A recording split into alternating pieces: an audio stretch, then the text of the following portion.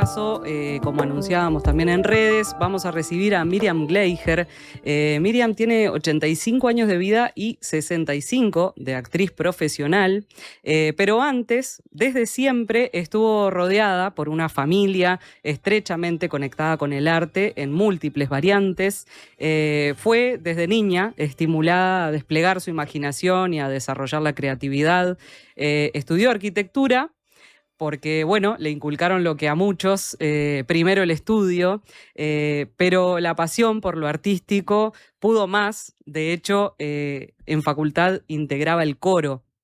Y si bien la música y el canto es algo que la acompaña todos los días, doy fe porque ahora que estábamos escuchando unas canciones para recibirla, ni bien se sentó en la mesa, en la silla que para acompañarnos, empezó a cantar un pedacito de la canción que estaba de fondo, pero lo suyo es la actuación. Exacto. Y egresó de la Escuela del Teatro El Galpón en 1965 y desde entonces integra su elenco y ha pisado las tablas de muchos escenarios, no solo del Teatro El Galpón, incluso en el exterior, en Venezuela, en Colombia, en Argentina, en España y en Francia. Y mientras estamos presentando a Miriam, vamos a ir compartiendo algunas imágenes de su carrera, que tenemos que agradecer mucho a Gabriela Judeiquín, de la oficina de prensa del Teatro El Galpón, que nos hizo llegar un material muy valioso y muy histórico de muchos de los momentos en los cuales Miriam subió al escenario junto al elenco del Teatro El Galpón, porque bueno, cuando llegaste a 70 obras, Miriam, dejaste de contar, así Exacto. que bueno, no sabemos cuántas son. Bienvenida, no. Es la verdad un honor estar conversando contigo en este día. Para mí también, y en la Diaria Radio, que hace poco que está, es un gusto enorme que se haya desarrollado de esta manera. Yo todas las mañanas me leo en el celular la Diaria, pero estar acá es un honor. Muchas gracias. La verdad que te recibe una tarde en la cual se ha consolidado el sol. Maravilloso, y de acá la calidez. Se ve todo el puerto, es un lugar re agradable para estar. Gracias, un gusto estar compartiéndolo contigo. Algo que has contado varias veces es que, bueno, tu historia de alguna manera comienza asociada al teatro, tu historia de vida de alguna forma, porque tus papás, que eran judío-polacos, se conocieron en Polonia en torno a la puesta en escena de El deseo bajo los olmos, del dramaturgo estadounidense Eugene O'Neill. Y esa obra, ¿alguna vez la interpretaste tú? ¿O surgió esa oportunidad? La verdad que no. Nunca la interpreté y siempre tuve la imagen de mis padres. Mi padre, que conoció a mi madre viéndola actuar, era amateur totalmente. Y eran dos amantes. Siempre cuento eso porque mi padre se enamoró de eso, donde los amantes lo único que hacían es estirar el dedito y tocarse la punta del dedo. Esa era toda la pasión en esa época. No se podía hacer demasiado. Pero ahí la conoció, la verdad que se enamoró de ella, sí, en Europa.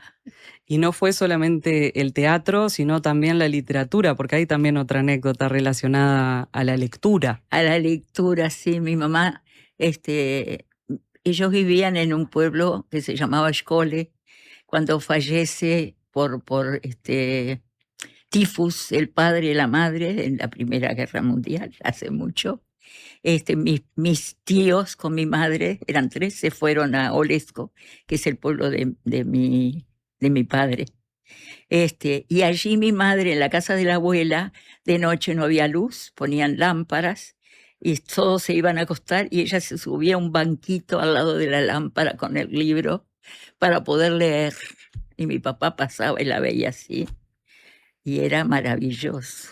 Era más fuerte que cualquier otra cosa, ¿no? Las ganas de cultivarse, ¿no? Exacto. Y recuerdo mi madre leyéndome cuentos, todavía con un tono europeo, pero muy cantarina, hablaba muy bien mamá el español.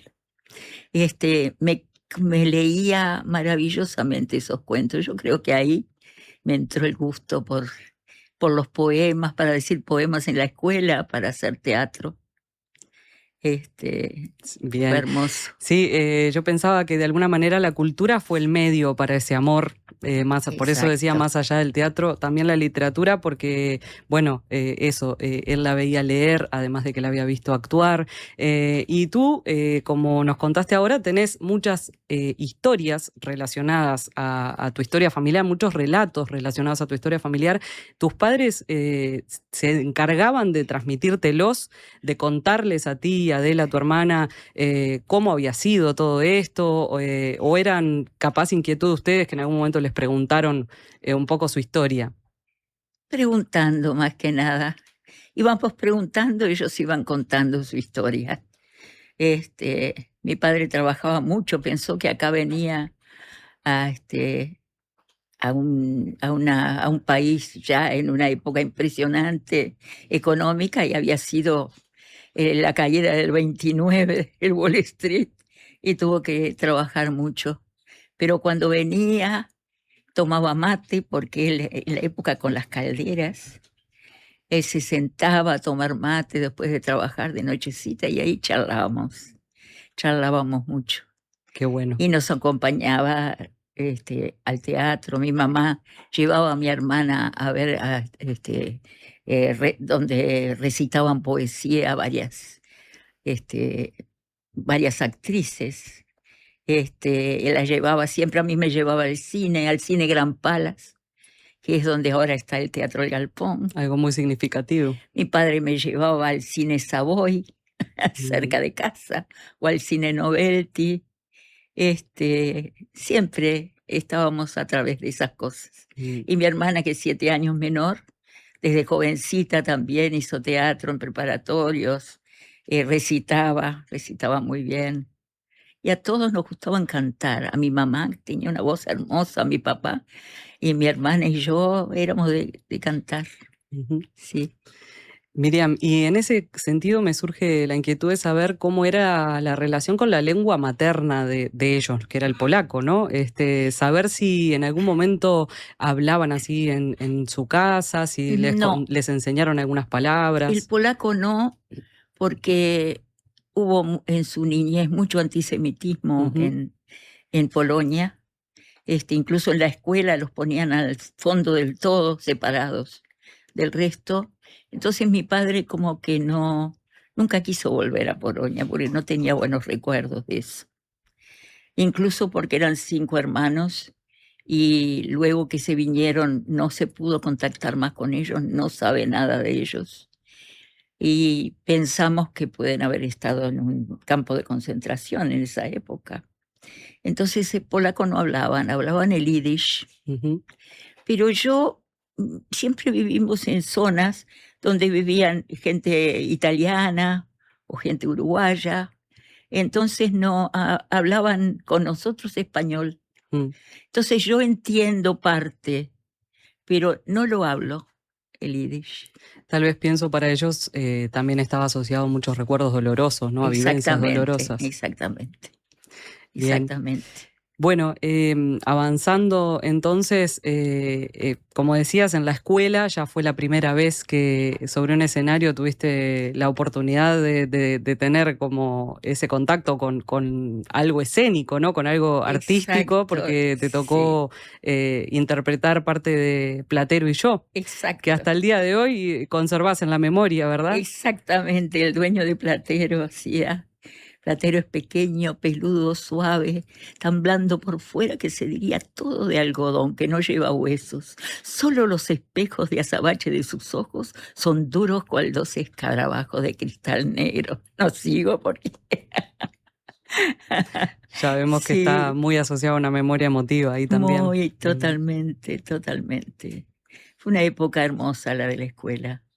La escuela Simón Bolívar, en la mañana. Cerca de casa. Nos íbamos caminando con una amiga que venía a buscarme todos los días y yo hasta ahora todos los días me ponía el gotita de perfume hasta para ir a la escuela. Me decía, apuraste, ya te pusiste la gotita de perfume. Mi amiga Beatriz, que hoy voy a la casa y cumplimos desde la escuela amistad hasta ahora. Qué belleza. Hasta ahora. No hay algo más hermoso que la amistad.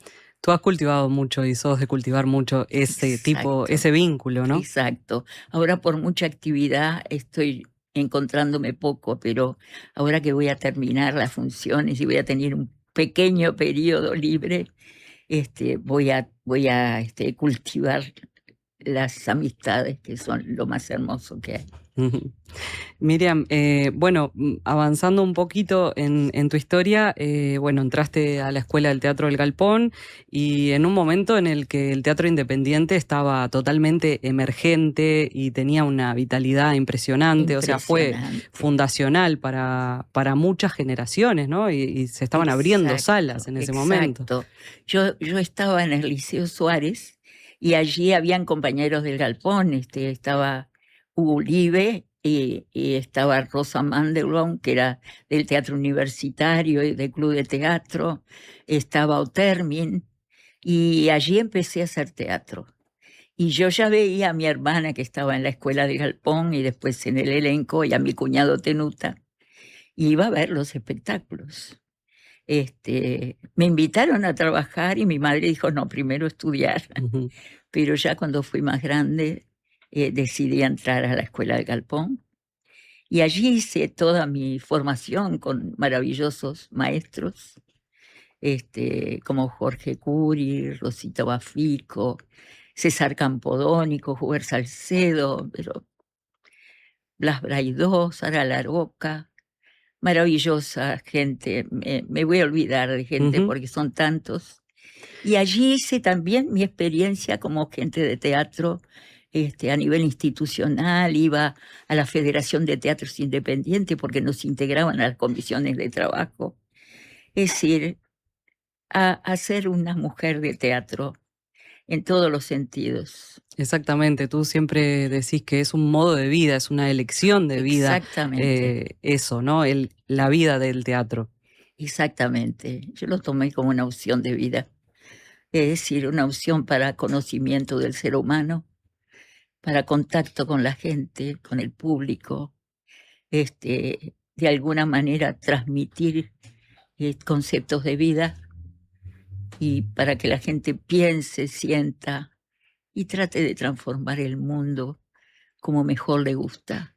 Y de repente no como lo ven en ese momento allí, porque no le damos recetas, sino que mostramos, no mostrando exactamente el mundo tal cual es, porque para eso está el mundo, sino recreándolo, reinventándolo en forma artística para estimular la parte creativa, ¿no? Ujú. Y de pensamiento propio.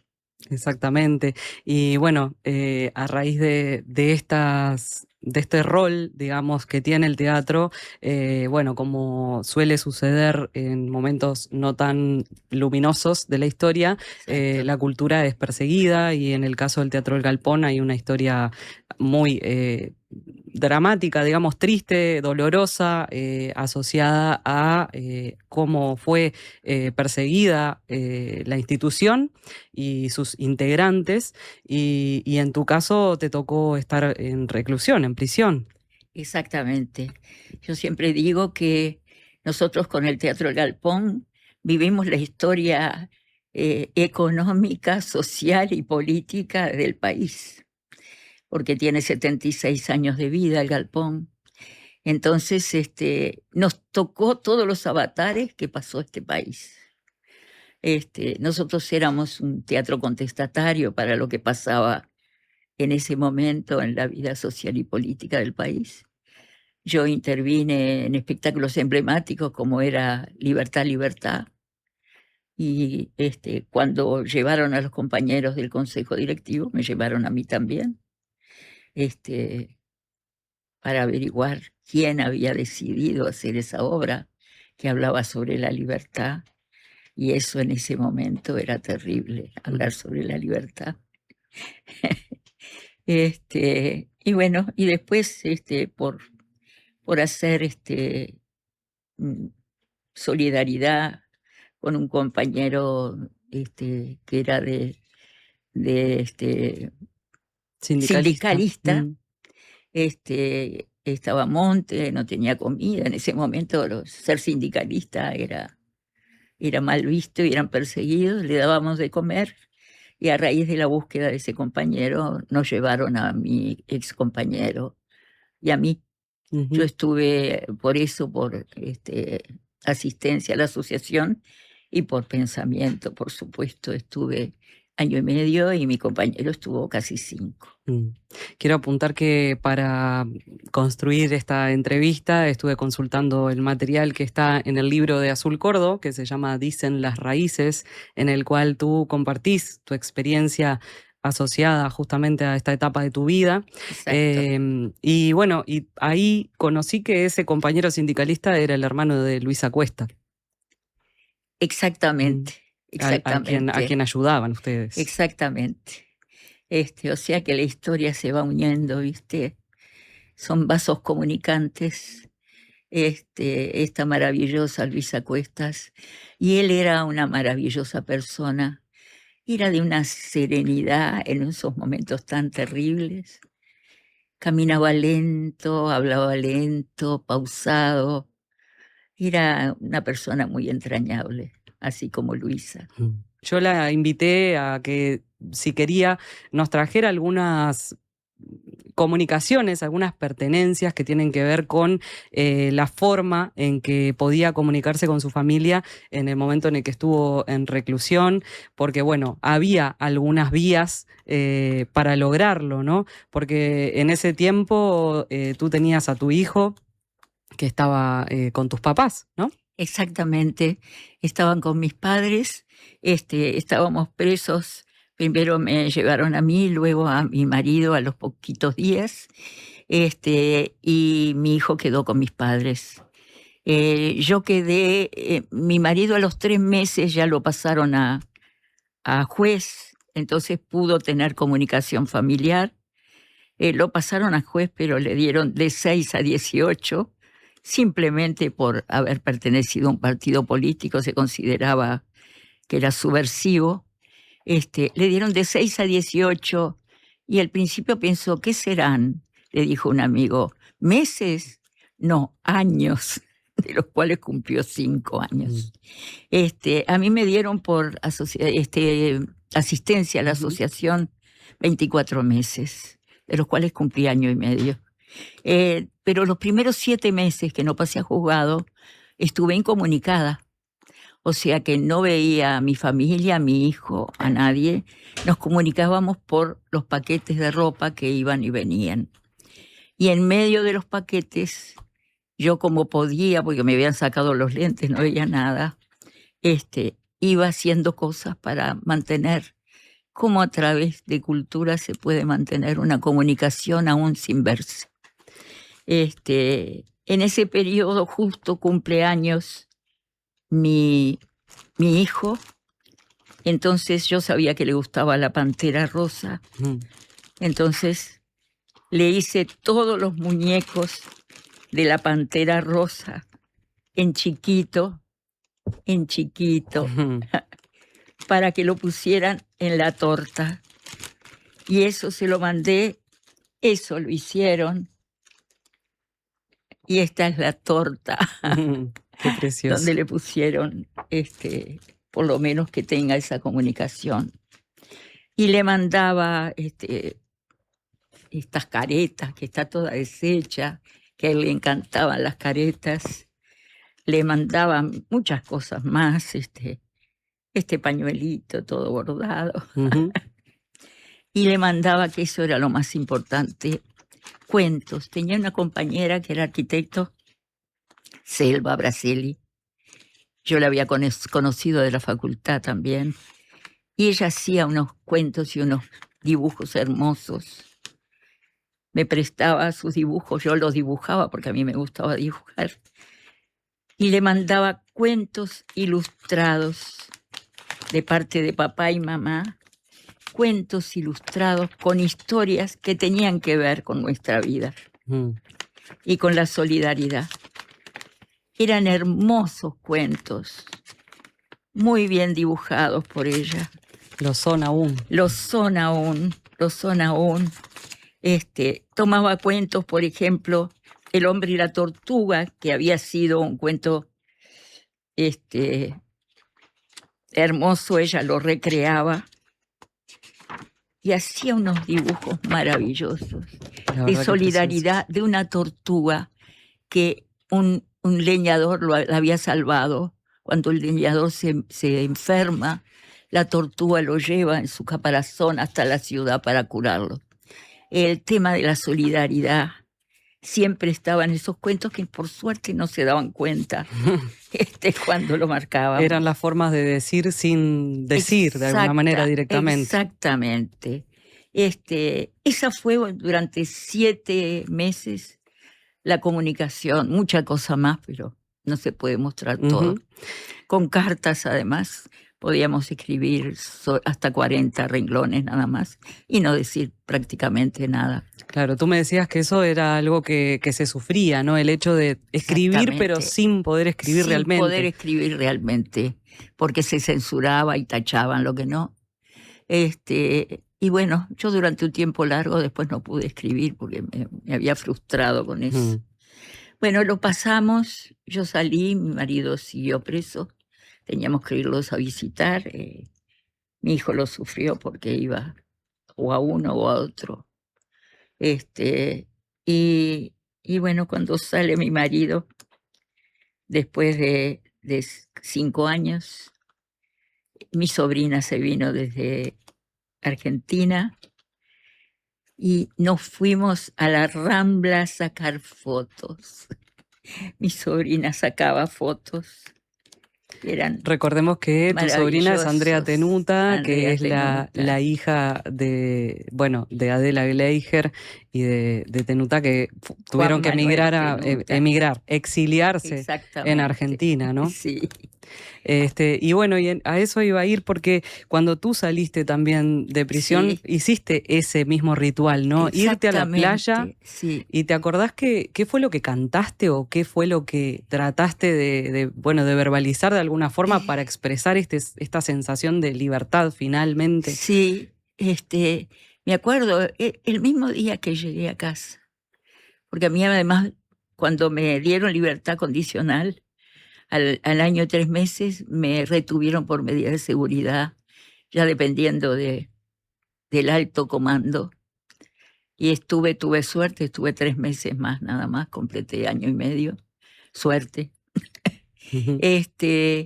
Bueno, y cuando salí tuve que presentarme en el cuarto de caballería, que eran Instrucciones y Mendoza, y ahí me llevó mi padre, no fue manejando porque tenía miedo de los nervios.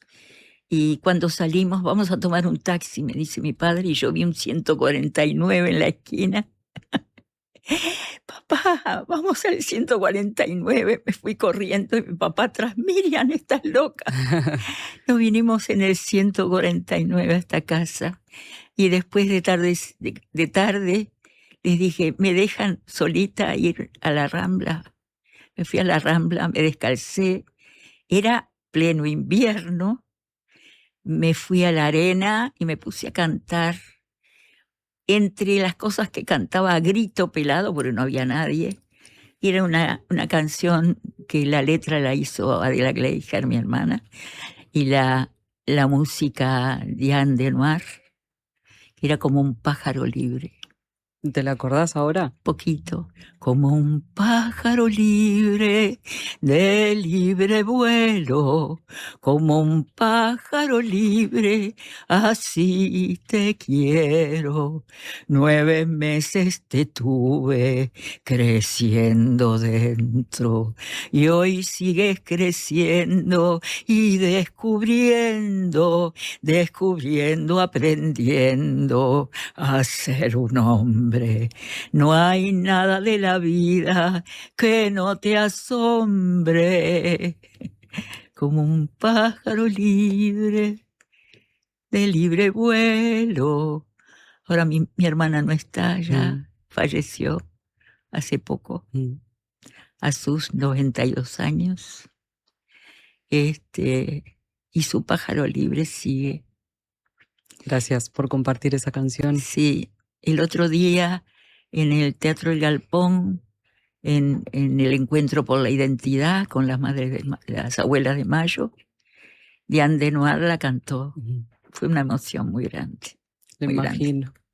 Bueno, y justamente vamos a escuchar ahora un fragmento de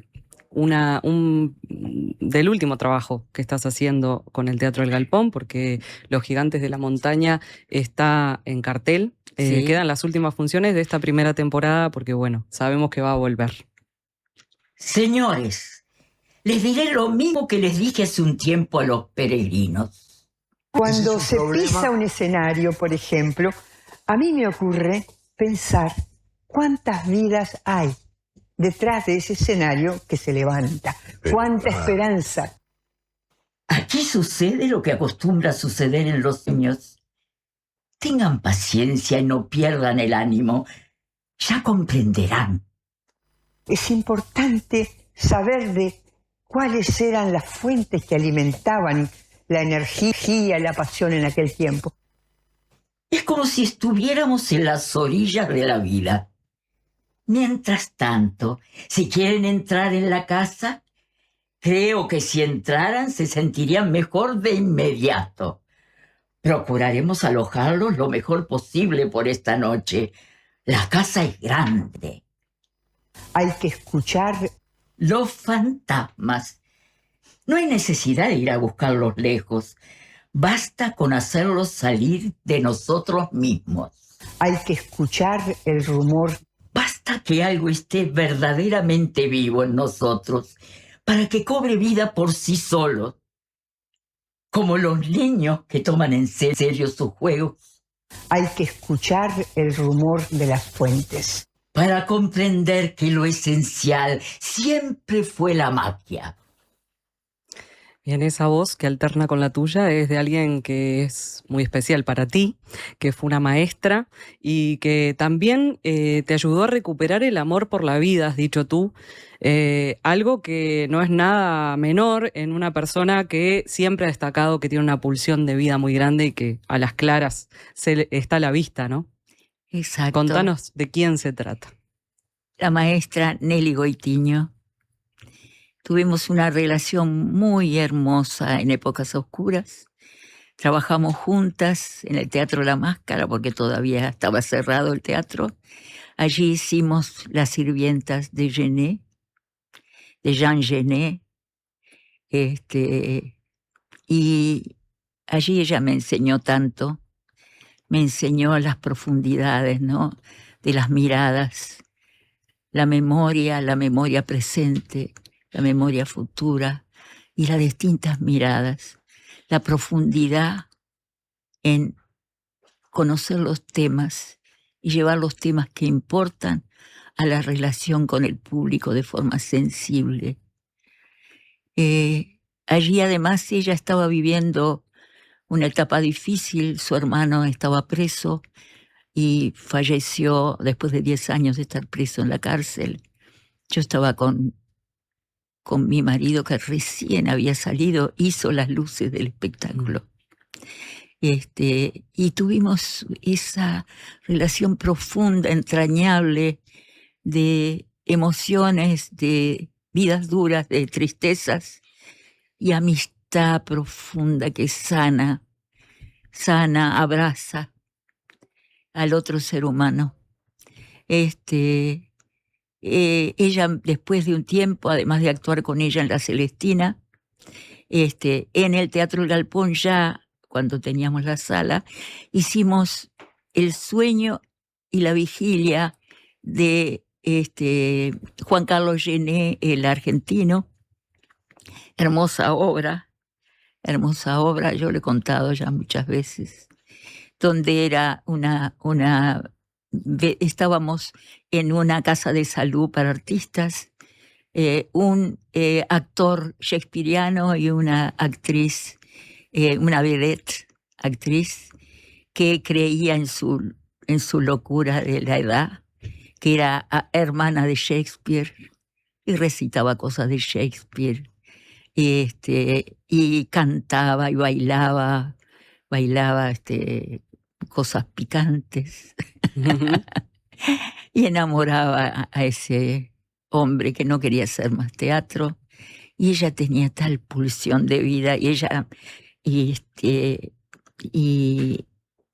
Nelly me transmitía esa pulsión de vida a través de música también, porque me ponía música y me decía, esta parte es alegro, esta parte es moderato, esta parte es cantable, y me iba dando las distintas miradas, y diciéndome, yo justo me había separado recién de mi marido, y ella me decía, el teatro te da vida, embébete de esa pasión que tienes tú con eso, y eso va a ser maravilloso. Y bueno, te diría que ahí decía el personaje que debido a que tú haces cosas de 400 años atrás o del futuro, sos inmortal.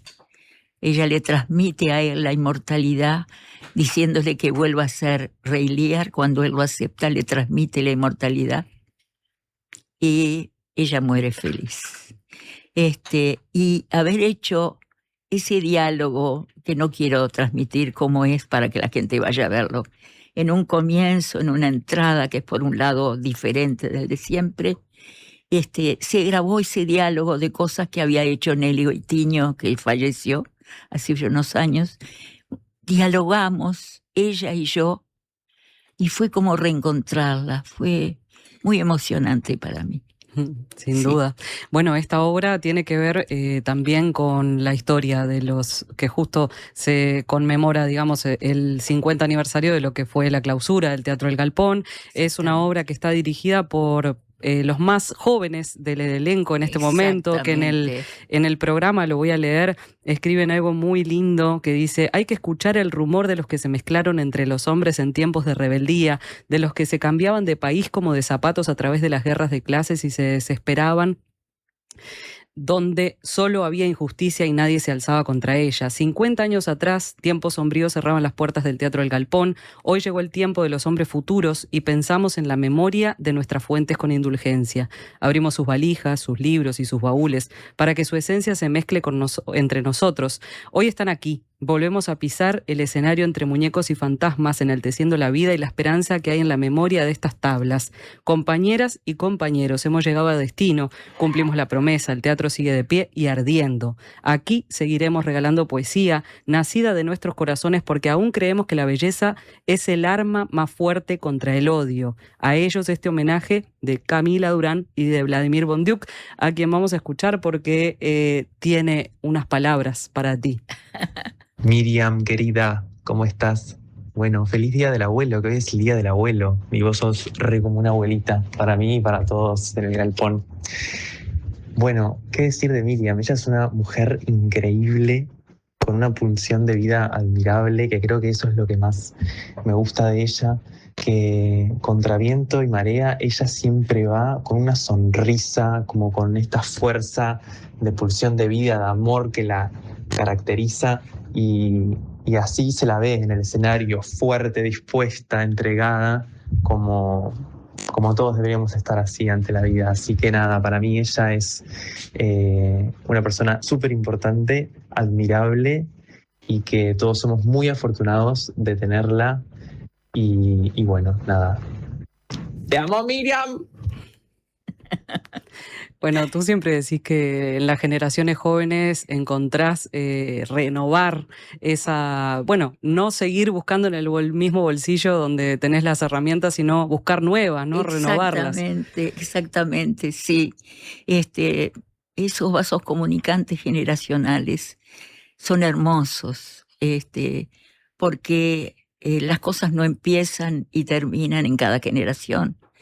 Pero ¿cómo lograr que las generaciones, no haya celos entre las generaciones, sino que haya vasos comunicantes donde la gente grande transmita su experiencia, pero absorba esa nueva mirada, porque el mundo cambia, y de alguna manera los jóvenes son los que van a tener que cambiar ese mundo, que no es tan fácil en este momento, con la guerra, con con las masacres tan terribles que están habiendo, y de alguna manera como a través de la palabra, del cuerpo, de la transmisión con el teatro, que es la forma más viva que hay del arte en comunicación ojo a ojo con el público. Cómo de alguna manera su mirada mezclada con la de la experiencia, y creo que es la que hace crecer y que el arte no se muera.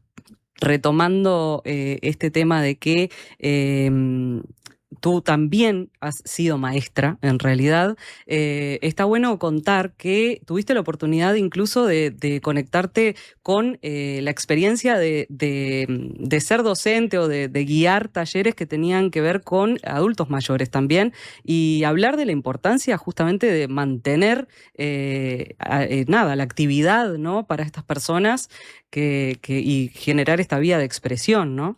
Exactamente. Fue a raíz de mi padre, un hombre muy inteligente, pero que en la última parte de su vida tuvo Alzheimer, y de alguna manera yo buscaba la comunicación con él, lo llevaba a los médicos.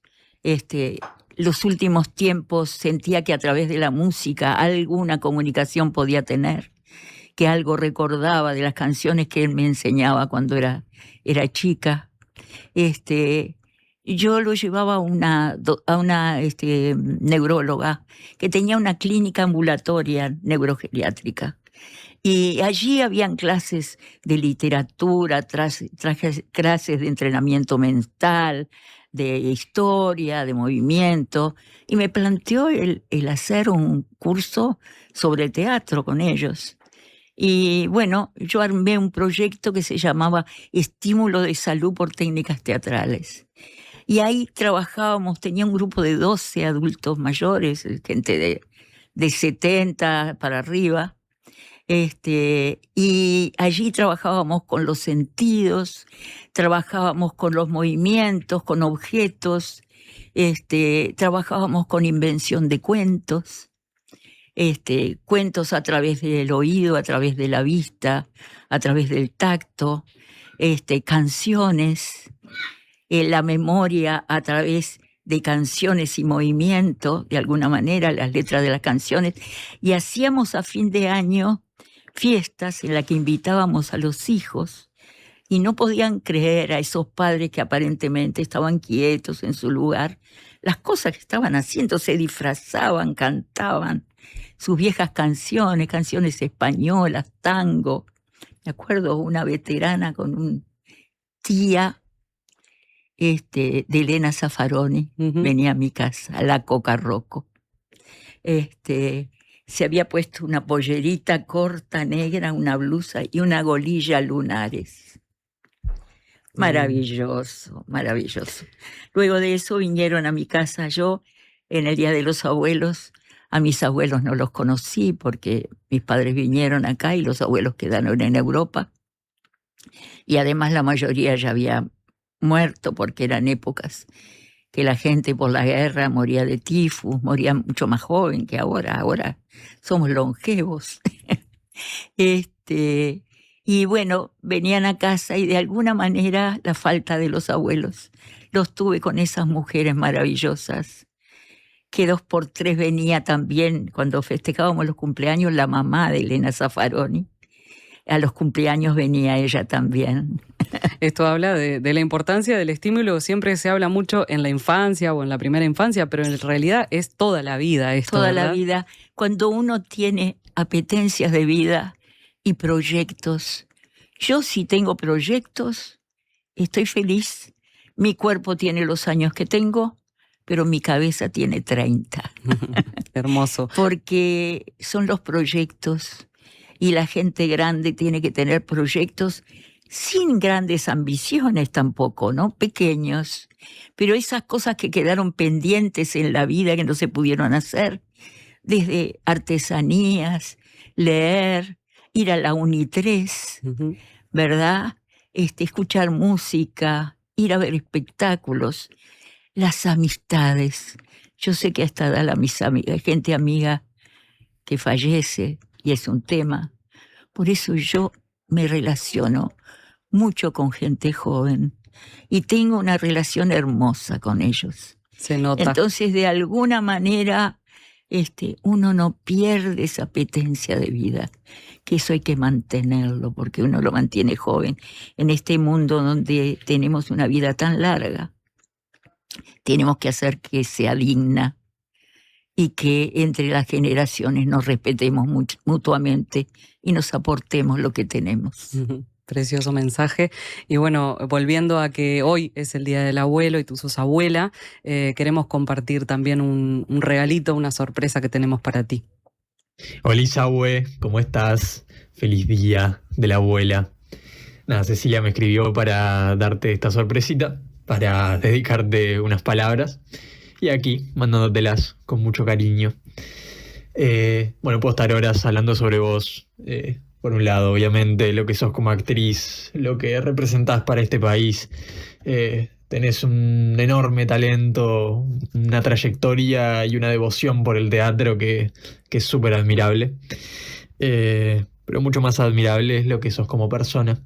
Siempre te digo que tenés una vivacidad muy propia tuya que es súper contagiosa para todos los que tenemos la suerte de tenerte en nuestras vidas.